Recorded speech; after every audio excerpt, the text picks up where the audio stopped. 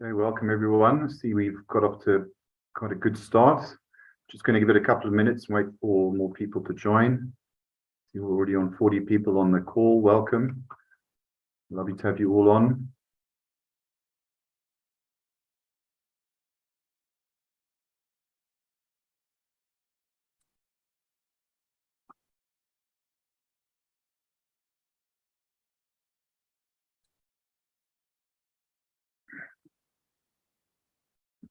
Okay, we'll just give it another minute and then we'll get started.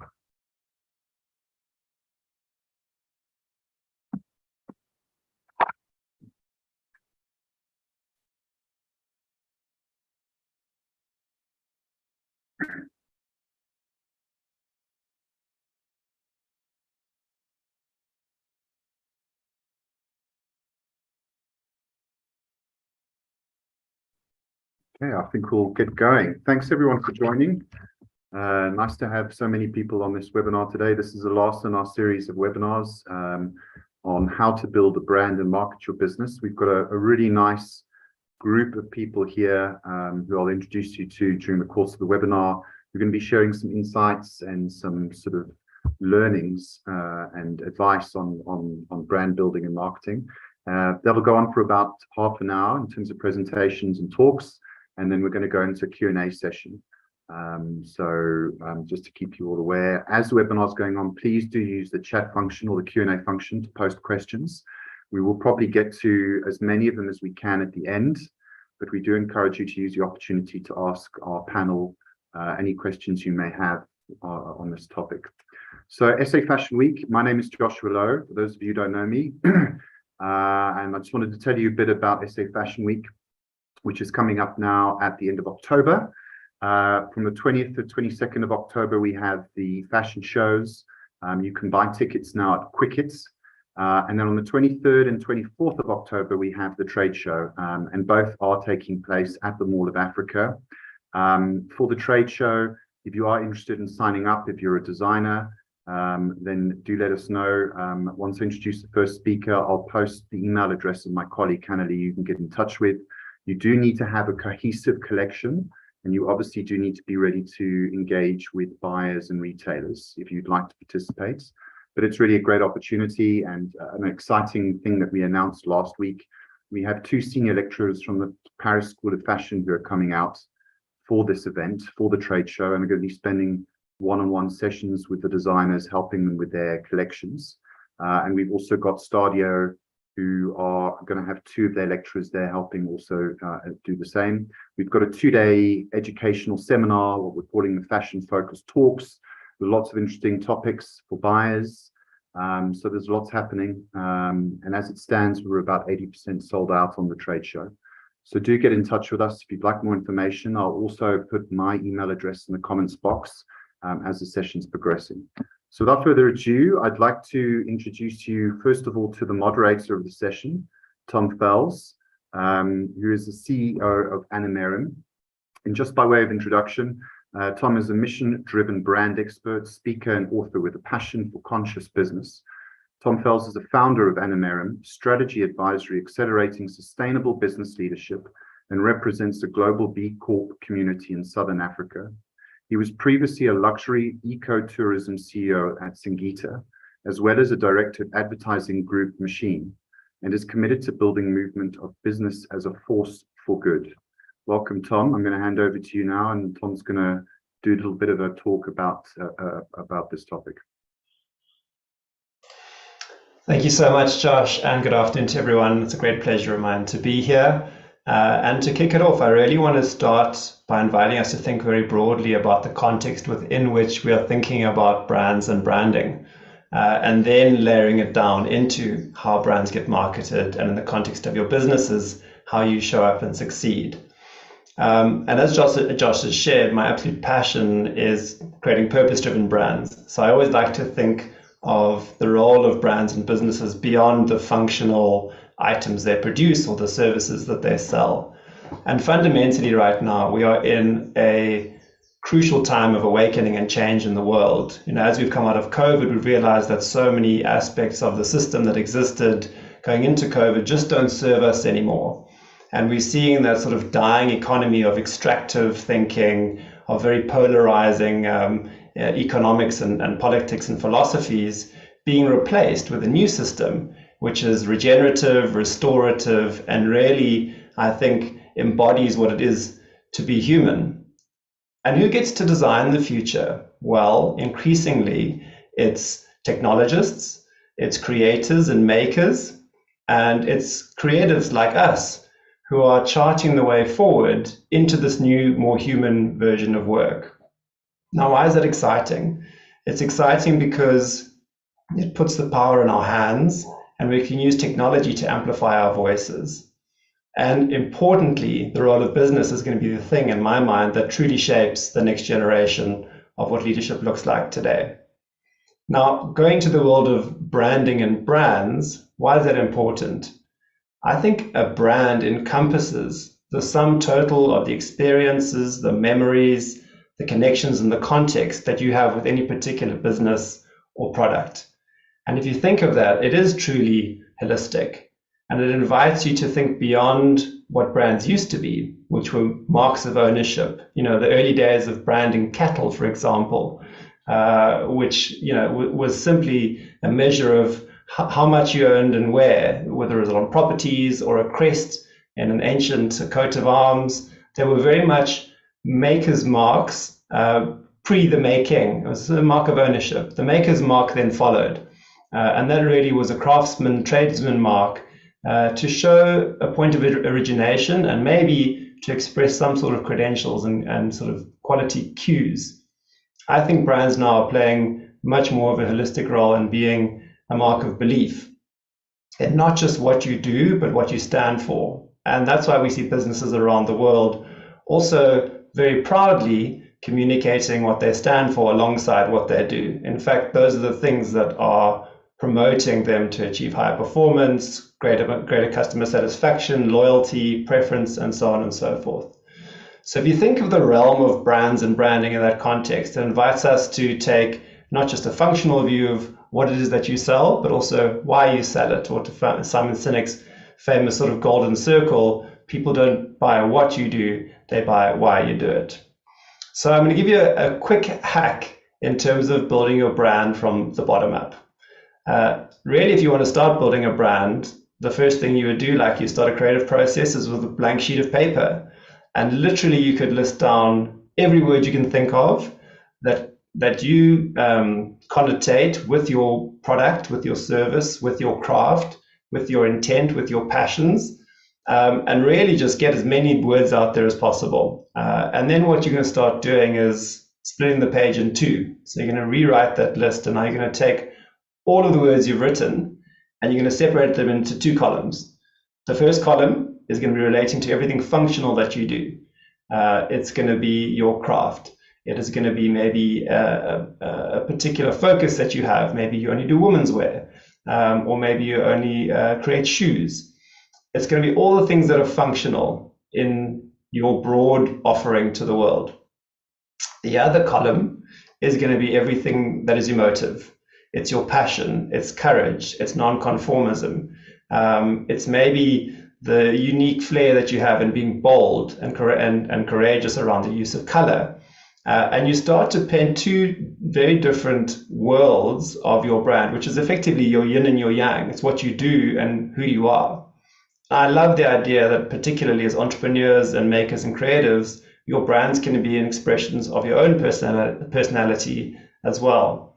So you start to come to these sort of two very interconnected but slightly different parts of your brand world.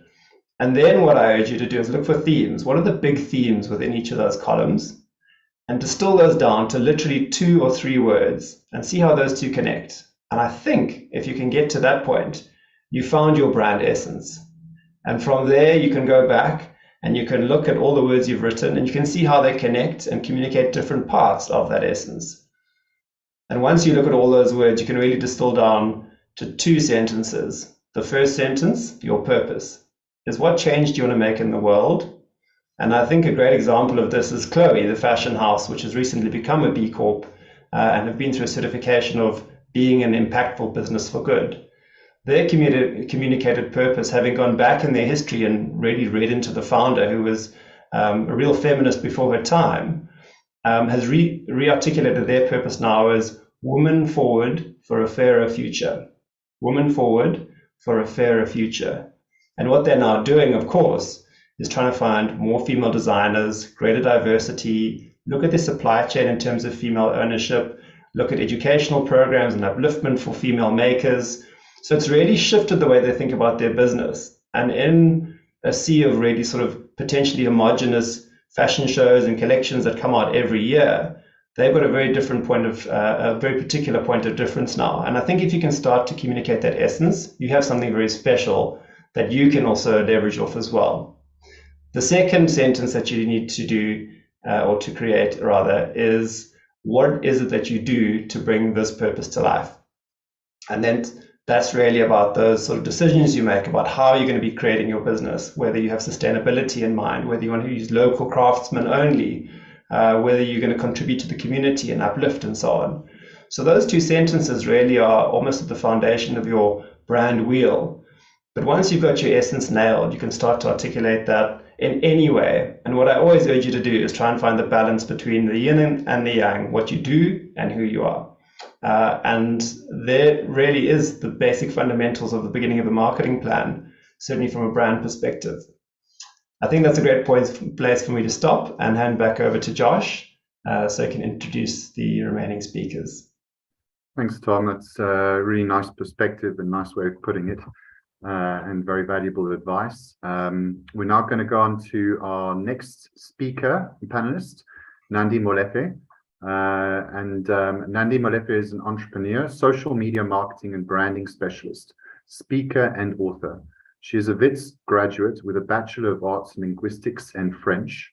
In 2015, she founded Dominion Vantage, a social media marketing consulting agency servicing clients locally and in Los Angeles, Dubai, London, and Amsterdam. Some of her South African clients include MultiChoice, AB InBev, Stain City, and Audi. In 2020, Nandi served as the chair of the Gauteng Women Excellence Awards Adjudication Board on behalf of the Gauteng Office of the Premier. I must apologize because my 7-year-old has just arrived home. But with that, I think it's a good point to hand over to Nandi. Thank you very much. Thank you very much, Joshua. Not a problem about your 7-year-old. Say hi. Fantastic. Thank you so much for having me. I think the first thing I'd like to do is just explain that social media marketing, which is my main focus and expertise, has a lot of different tweaks and tactics and strategies that you can create. But I thought I should create a proposal for you that would highlight one of the biggest mistakes that I see for brands. Over the years, I mean, I started my social media marketing company about 2015. So let's look at the content plan roadmap. I'm about to share my screen.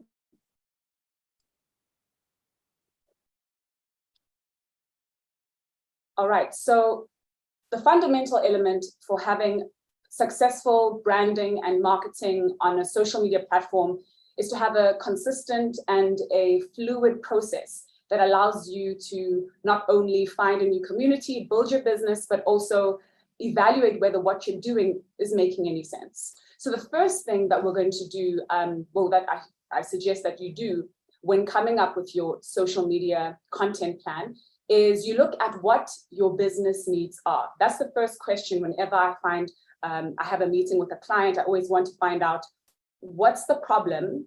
Why do you think that you need somebody to assist you? What are the kind of metrics that you're trying to reach that you just can't seem to find? So you find out exactly, according to your business, what you need more of.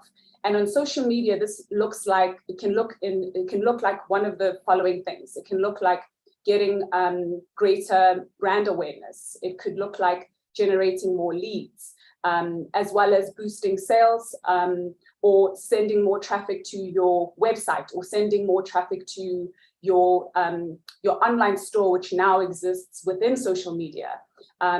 Social commerce is something that is growing about 5 times faster than e-commerce. So there's a lot of ways in which you can use these tools, but you need to find out, what do you need to do? Why do you feel like you need to put your plan together? and what are you trying to, what is the problem you're trying to solve essentially. When you've discovered that, the next thing you do is you find your content. So you need to target you need to find your target audience, research them, because social media and the internet is essentially one room, but everybody is hanging out in their certain corner in that room. So you need to know who your target audience is, so that gives you an idea of what kind of content are they consuming. Is it short form? Is it long form? Are they on YouTube, or are they on TikTok? Are they on LinkedIn? This will give you an idea about what kind of content, or at least where you need to post your content and what kind of content you need to create. So once you find your target audience, then you step back and you look at your business or your brand, and you think about the major themes that are important to your brand, that resonate with your brand.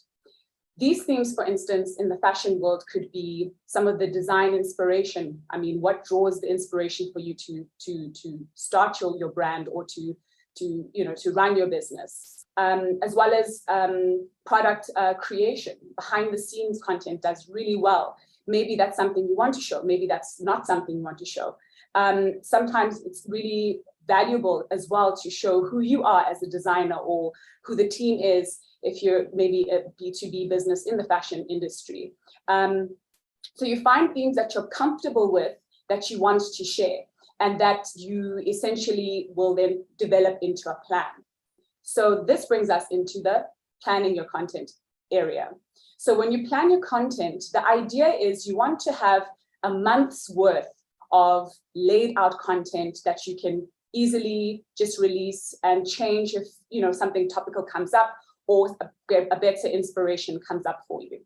So with regards to the planning, the themes that you first looked at in terms of what areas you're comfortable to explore, this can be further defined into major pillars, such as education, inspiration, and entertainment.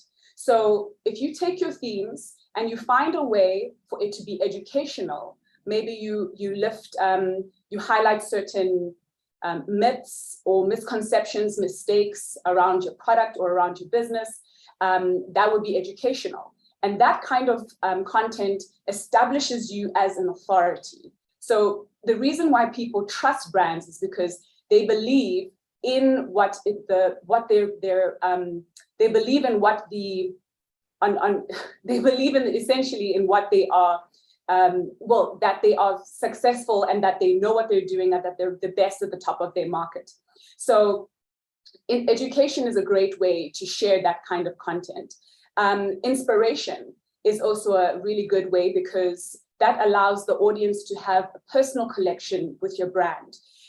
Inspirational content, especially since COVID-19, has been highly impactful. People want to feel as though they're dealing with a brand that has a human behind them, instead of them just essentially being a business or a robot, or someone who's, who doesn't actually understand or care for them.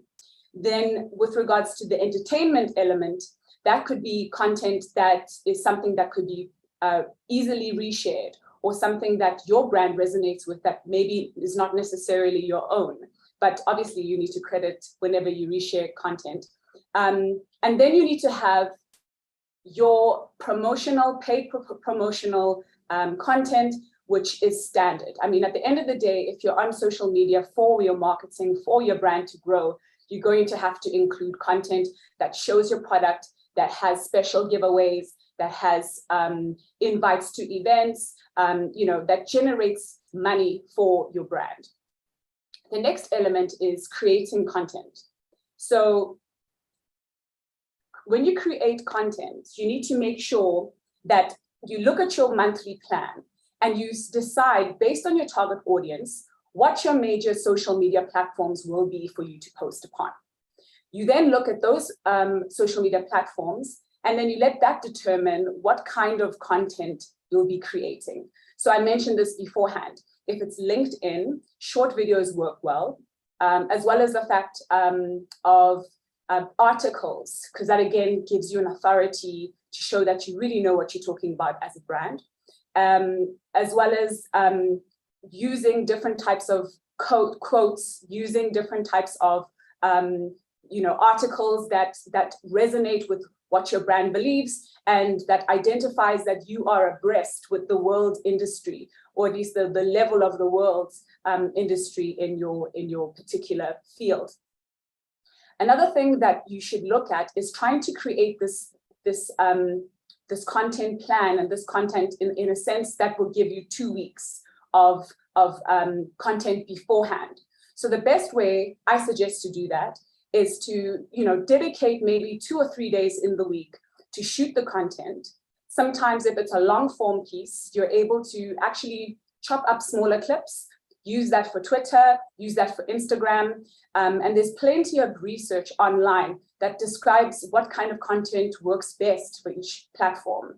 I think then the next thing we can look at is how you distribute your content. So your content then is ready. You have your 2 weeks plan, your 2 weeks ready content, and you have your 1 month plan ready, and you need to release it. So there's a few ways that you can do it. Over the years, you don't have to use the manual system any longer. But now you've got websites like later.com, Sprout, which is my favorite, and Hootsuite. Those would be the main 3 ones that I would recommend. And these allow you to plug in your content way ahead of time, and then you schedule the date for it to be released, and then you have your social media operation running. Once you have your content up, you need to evaluate how your content is doing so that you don't waste your time, you don't waste your money, especially when it comes to paid promotions. So you need to analyze the impact by using, you can use the social media's platform internal analysis, but there are also other tools that allow you to draw analytics that talk about, that give you more information on your audience, more information on when videos are getting dropped out, etc. And then you use that to determine, how do I toggle the time that I post, the frequency that I post, the budget that I use, and that allows you to get better and better at your strategy. Thanks. Great. Nandi, thanks very much. Sorry, I think I dropped off for a few minutes there. So luckily I was able to join back with the internet, thanks to load shedding. Great, well then we'll move straight on to our next speaker, Shikara Singh, who's the Chief Marketing Officer at Zando. And just by way of introduction, Shikara is an experienced corporate brand and retail marketer. Shikara serves on the C-suite and heads the marketing function at Zando, South Africa's largest online fashion store. She is responsible for brand and digital commerce strategy, performance marketing, UI, UX, TTL, advertising, MarTech, and strategic partnerships. I think I know about half of those terms. Over the past decade, she has led digital and strategic projects for organizations including Sage, Estee Lauder, Old Mutual, and Unilever. She is entrepreneurially driven, having co-owned an e-commerce startup, and holds a Master's of Business Administration from Henley Business School. Thank you very much. Over to you. Thank you, Josh. Hi, everyone. I'm very, very pleased to be chatting with you today as part of this great initiative from SA Fashion Week. I have prepared a few slides that are going to cover a lot of considerations that I wanted to kind of focus on in terms of building brands and working on your marketing strategy.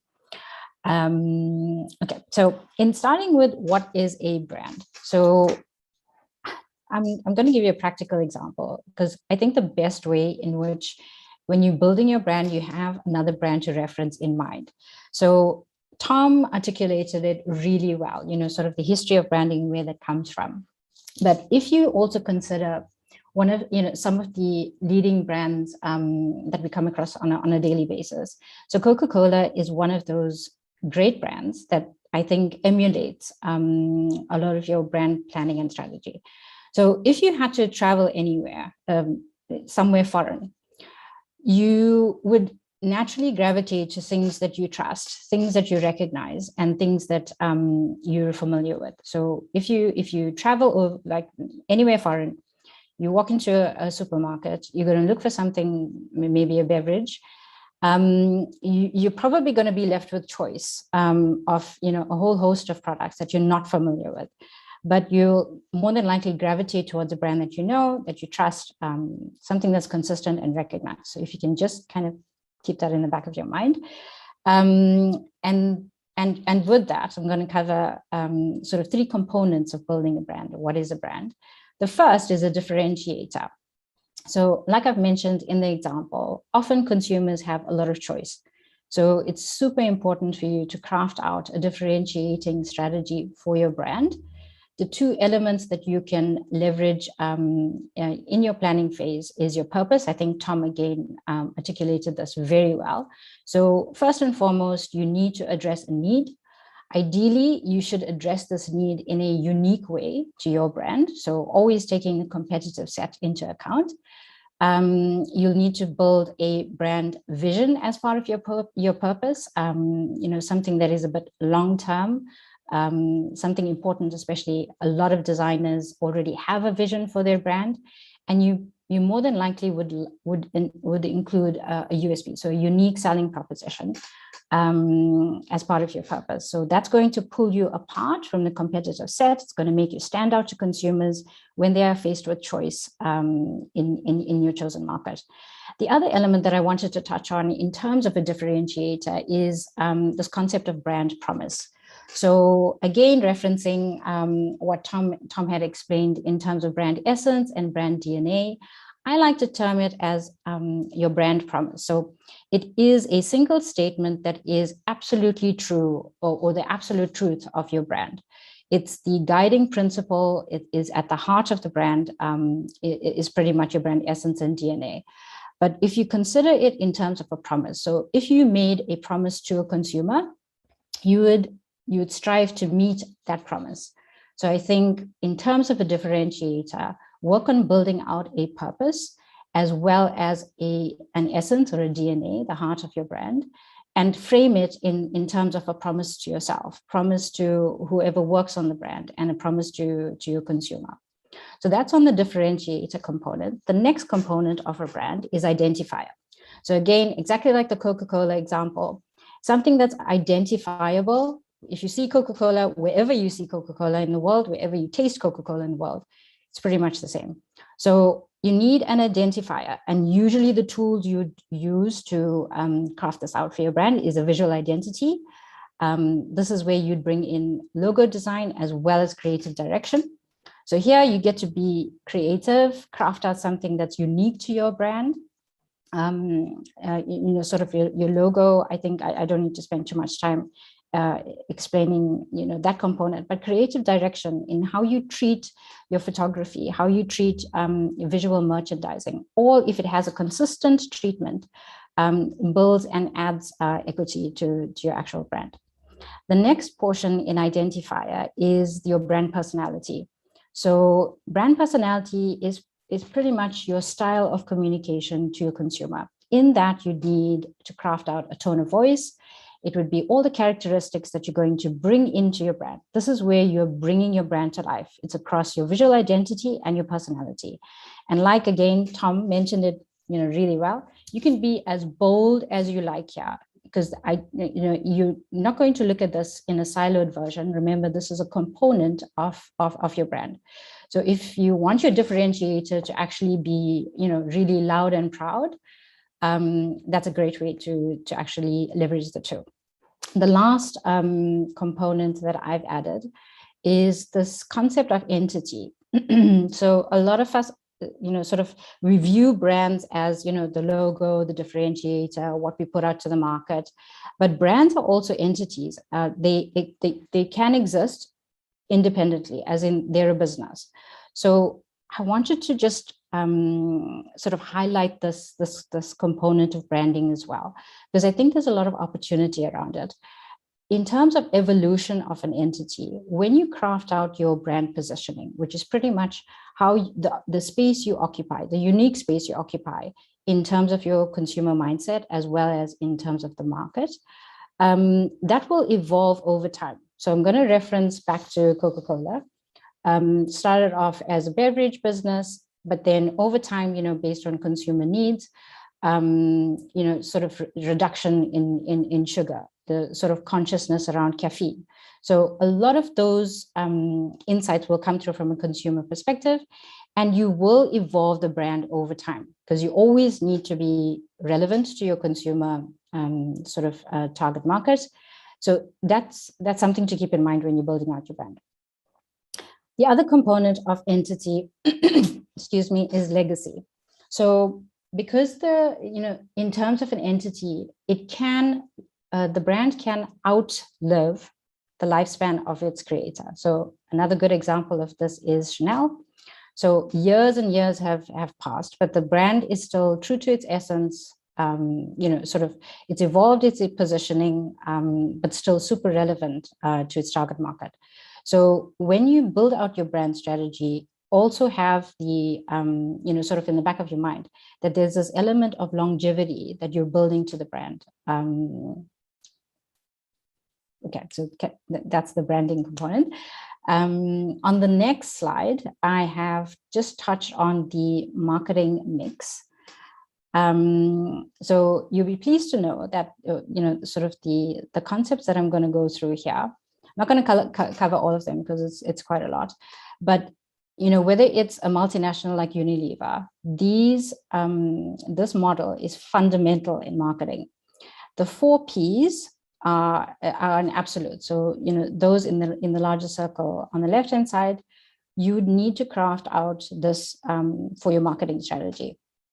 Then if you consider it like a menu item where you're going to order or select different items, you're going to then add on the additional Ps on the right-hand side. I'm going to touch on that very, very quickly. So the 4 Ps, at the basis of the 4 Ps is obviously your product. So whatever product you're putting out, your sort of fashion line, whether it's women's wear, whether it's footwear, you have your product line. This product also includes service. So I think, in terms of the fashion, in the fashion space, it's not something you would easily also overlook and focus only on product. A lot of brands are bringing in service like personal styling. So something to consider, that when you look at your plan around product, you may opt to bring in a service element to complement your product line. On price, so price, super important to do your research. There's a lot of pricing strategies that you can follow to set your price when you go into market. Just, sort of from experience, it is often more difficult to change pricing strategy in a short period of time. Once a consumer engages with your brand and sort of accepts the pricing that you're offering, it's quite hard to go back from that. So do your homework. My suggestion here is make friends with as many finance people as you can, because discounts and credit terms also fall under the umbrella of pricing. And there are many opportunities you can leverage in terms of commercial and price. On place. So place, for me, the important things is there's 2 components to place. The one is your chosen market. So again, you're going to conduct market research. You're going to identify a market that you're going to play in. It could be a broad market. So South Africa, as a country, could be a market, or you could go slightly, with a segmented approach where maybe it's females within a certain age. In South Africa, that's your chosen market. Once you've established your market, you'll need to work out a distribution strategy. So how do you get your products or services to your identified target group? So here, I think, in terms of all the trends that we're seeing, a lot of progress in digital channels.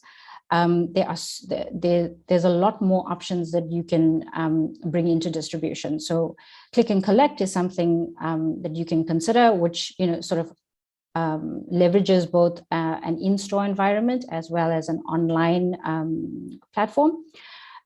So when you identify what your strategy is going to be around place, keep it broad, do your research as well to see if there's anything that's new and trending that you could leverage.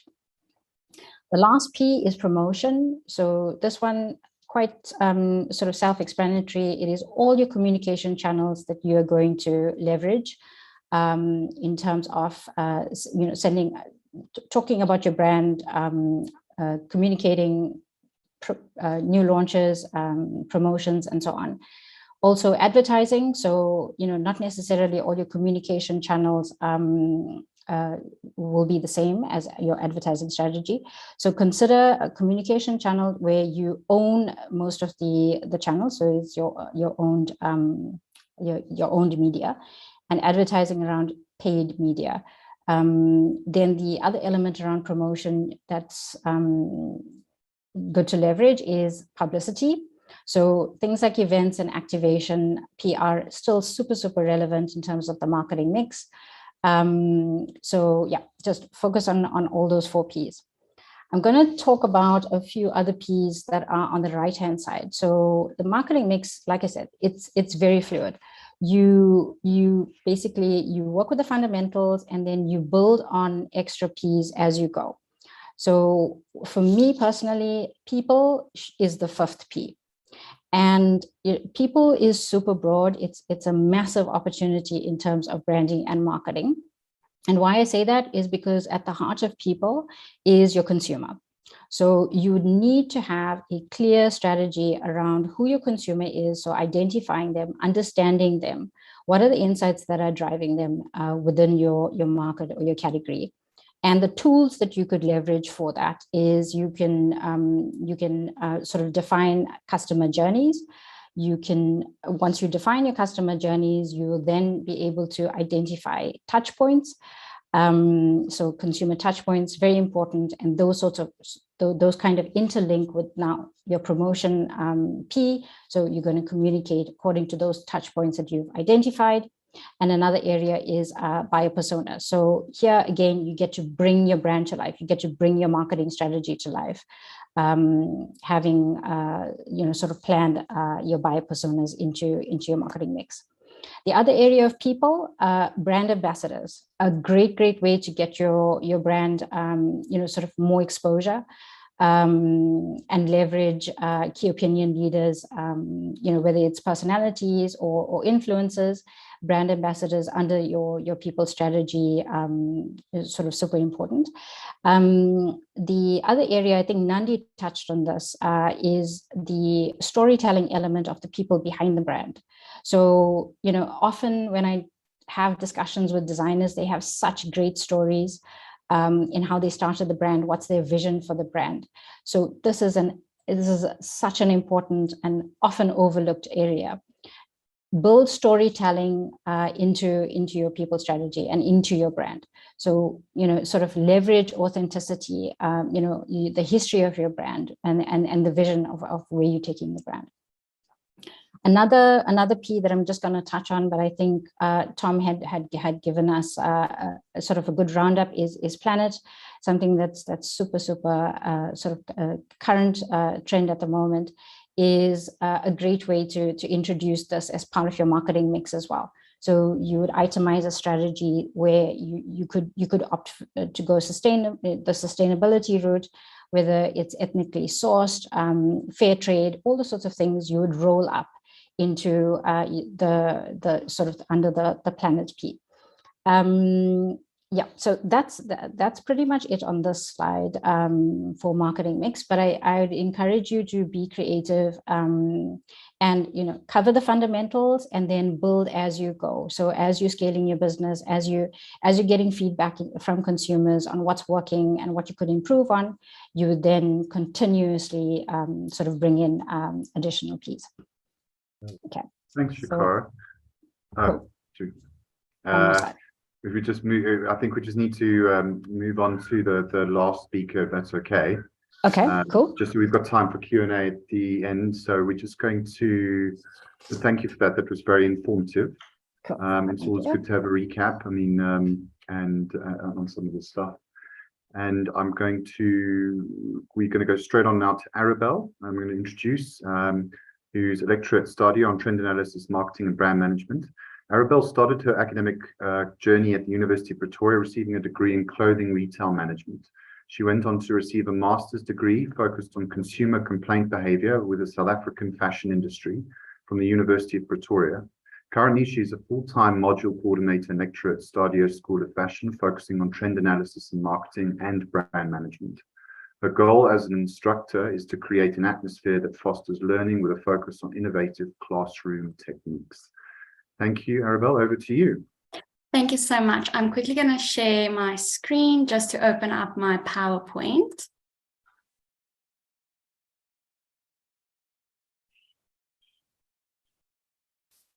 Yes, so I want to start off by thanking South African Fashion Week for this opportunity to talk about branding and marketing. So let's have a look at what is branding and why is it important.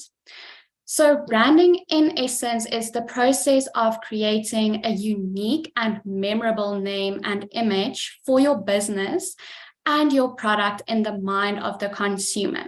So we think of visual elements such as our brand logo, we think of our brand name and some key colors associated with our business. But then on a deeper level, as Tom and Shakara already spoke about, we also need to consider our brand purpose. What is it that we can offer consumers as well? What is that why of our business and our product? And that also lies in our brand promise.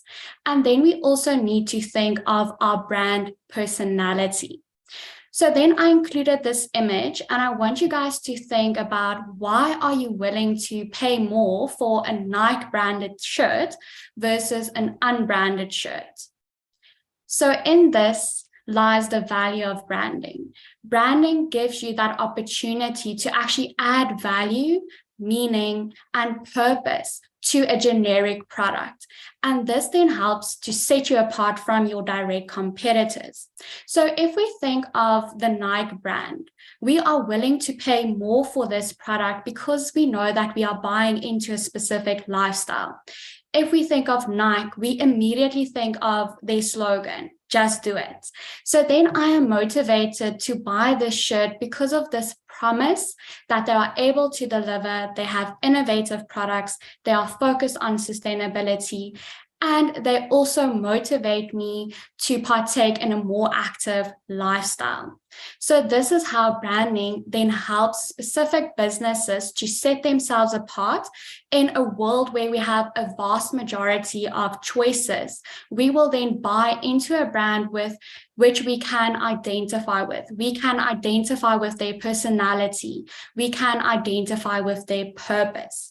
So now that you have a unique brand personality, we need to use marketing as a vehicle where we can actually now, I would say, inform consumers of exactly what our brand promise, our brand purpose, our brand personality is. And today I'm going to have a look at social media marketing specifically.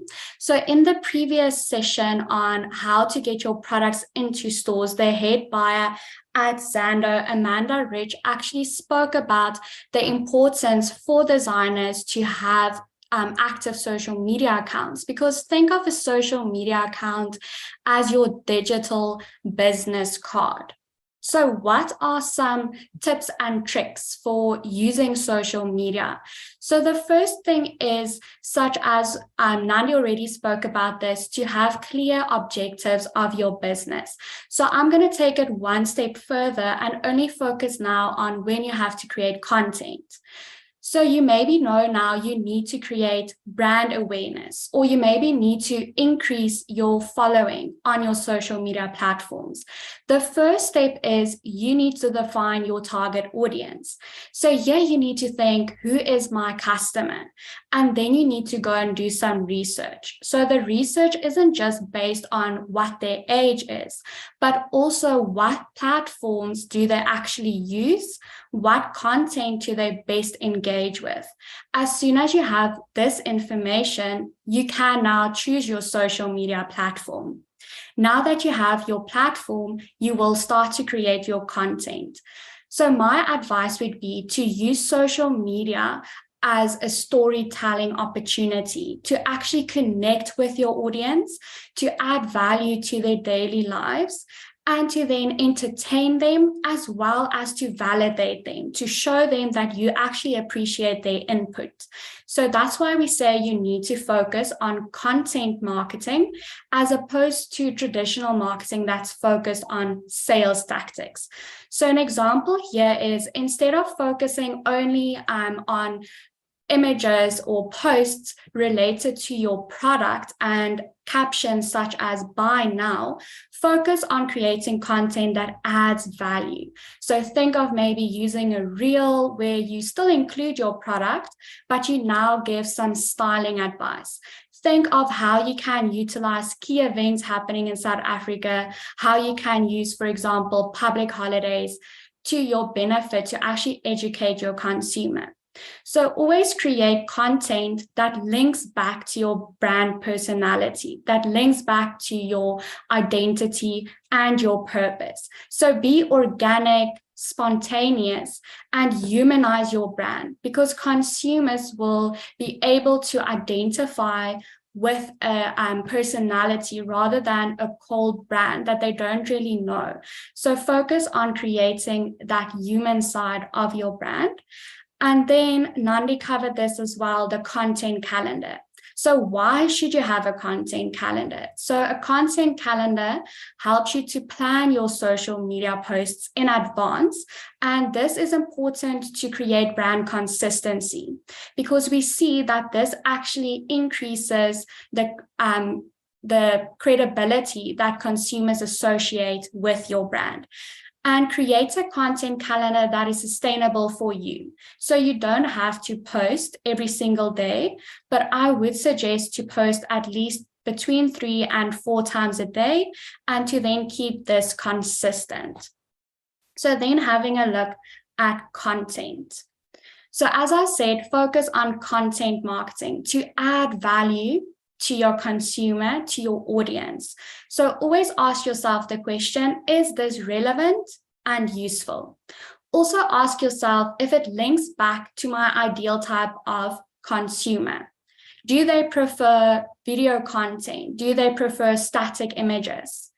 Also make sure that you make them a part of the process, where you maybe use a competition where they then can actually take images of your product and they feel part of your brand story. That is what we call user-generated content.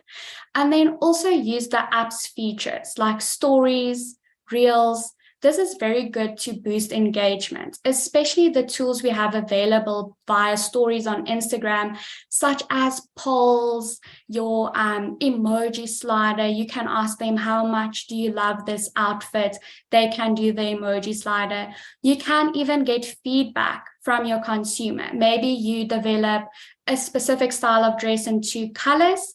As a sample, you can then ask your consumers to vote between the 2 colors, and that provides you with useful insight as well, and your consumer feels validated. And then always make sure that it links back to your personality, to your identity. So here I've also included 2 useful websites that you can use, Hootsuite and Sprout Social.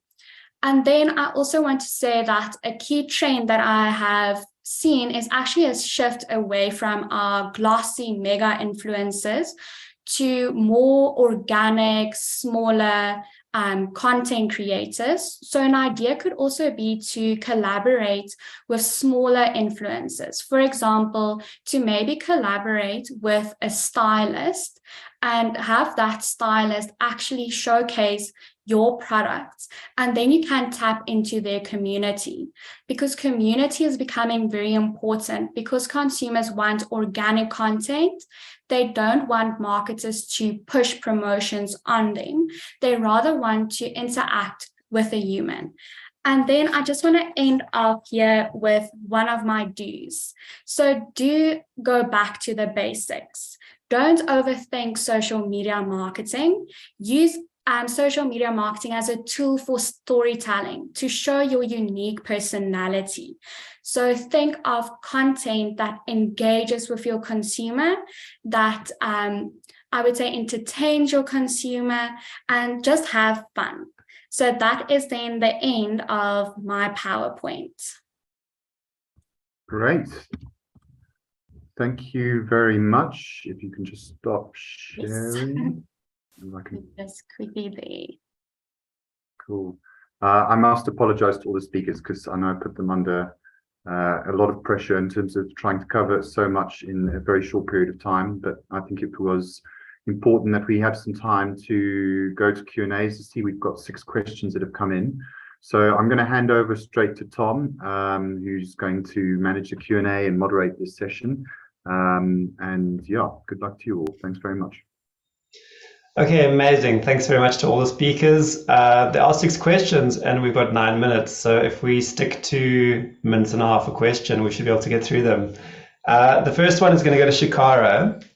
We've got a note here from Petri, who says that a study recently compiled by Ask Africa indicated that a customer journey and a customer emotional connection formed through the journey is 5 times as strong as brand trust.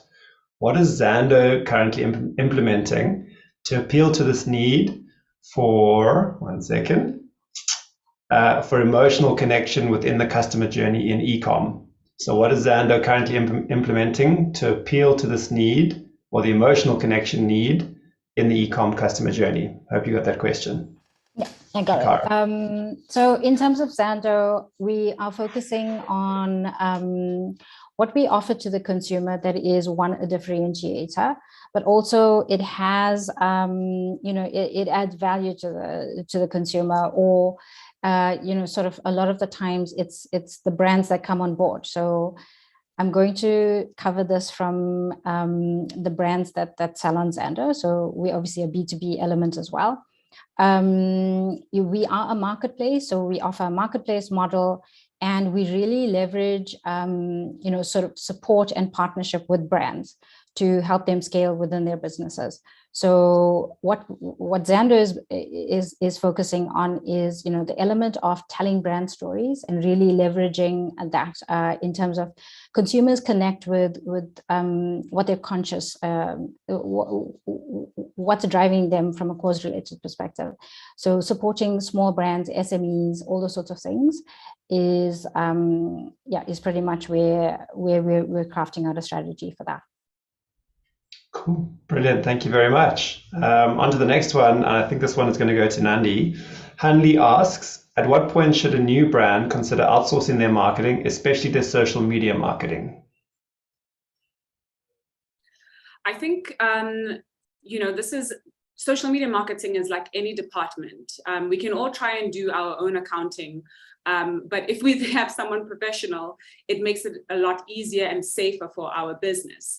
So if you understand your brand thoroughly and completely, and you have the budget to get someone else to come in, then I would recommend that. The most essential part is for you to guide the person who's running your social media to make sure that they stay aligned to what it is that you want, and to always be listening to the feedback from your customers, from your competitors as well. That's a good thing to always stay in contact with. So yeah, if you understand your brand completely and thoroughly, then you can outsource it. Cool, brilliant, thanks, great advice. Maybe while you're on, I'll stay with you. So the next one is from Anadisa, who asks, on social media, especially Instagram, what's the best tool to grow your audience without paying for ads on the platform? What's the best tool to grow your audience? Grow your audience, high frequency. So you need to actually look up what the algorithm is at every certain, I think every 2 months or so, if you just research to see what Instagram's new algorithm is, because ultimately they just want to have as many people online as possible. That's why we've seen such a huge increase with Reels, because Instagram, Facebook, Meta has been losing a lot of audience to TikTok. So they've decided that that kind of content is what they'll prioritize. So you need to, at the moment, a big thing to do is to go live a few times in the week, to post reels, to look for trending sounds when you post reels. Sometimes this is like a little cheat sheet people do. They'll have a picture they want to share, but then they'll upload it as a reel. because that tricks the algorithm to think that this is a real. Comment on other pages as well. Encourage people, have a call to action, so encourage people to comment, to contribute to a conversation, even if it's topical. I think Arabelle explained that quite nicely. So those are some of the metrics, but there's constant information about the new algorithms that assist you. So and share, but don't spam, and don't pay for followers, and don't ever, don't spam people. That's the worst that you could do to your brand. Cool, great advice. Thank you very much. Rafidwe asks, and I'm going to direct this at Arabelle. Rafidwe asks about social capital, and they've asked, which events can one attend in order to network or build some sort of social capital so it's easy for one to make their brand well known? So I'm not entirely sure what events in South Africa. I'm not really into the practical side of marketing. So I don't know if Shakira or Nandi could maybe comment on this. I do have some suggestions how to grow it on social media or via traditional marketing, but not really events per se to attend. I think Josh wants to come in and say, look at the banner behind me. There you go. There's your answer. I couldn't defer that question to the host. I think that's a very good answer. Thank you, Joshua. I would also just say that where you show up as an extension of your brand, and if your brand's an extension of you as an entrepreneur, then show up in the places that you believe in being and the people you believe in being with, and that's where you'll build the most credibility. So I think with that, we'll move on to the next question. There was a question about, are there other traditional marketing strategies in fashion that are not solely based online? Let's send that one over to Shakara. She's an omni-channel marketer. So traditional channels that aren't necessary. Sorry, can you repeat the question quickly?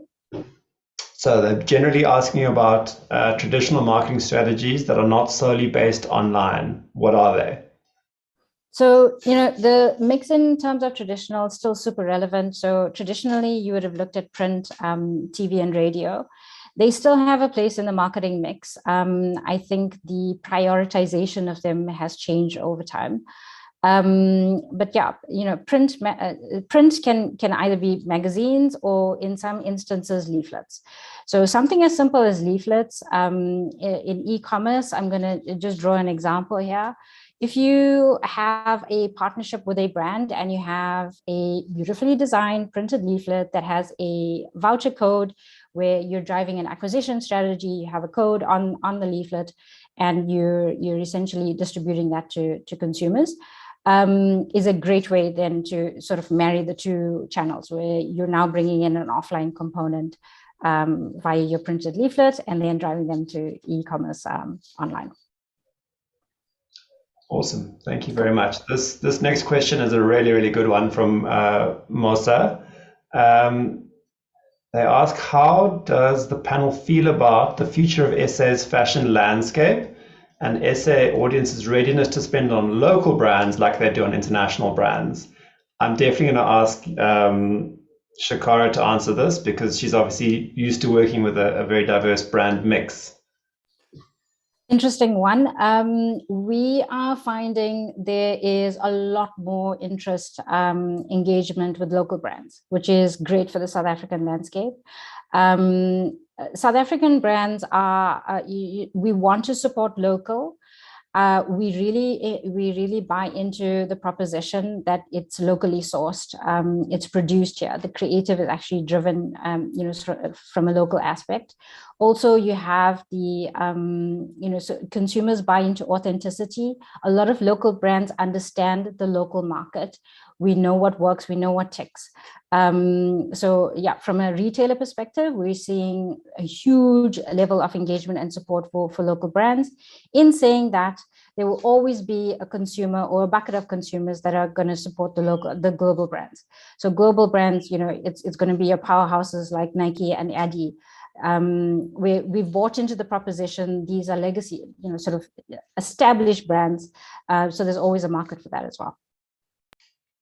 Great, thank you. I think we have time for maybe for one more, and I'm going to ask Nandi, how much should the budget be for social media marketing when someone starts out? That's a question from Clement. So this is quite specific to the platform that you're looking at. The traditional answer is that it should be 25% of your budget should be for marketing, but that's traditional. I think the other element you need to look at is what kind of advertising are you doing in terms of, is it for an event? Is it for a certain project, like a certain competition or a campaign? Is it for awareness? So it always starts with what is the objective of why you are putting in money behind this. But I generally say for Instagram, it really depends. But I think for Instagram, I would say it's about, I would for an event, like for a social, for a campaign, I would put around anything between 3,000 to 7,000 Rand behind a campaign per month in a 3-month campaign structure. So just to give you a ballpark, but you need to answer those questions first and check online. There's lots of information online.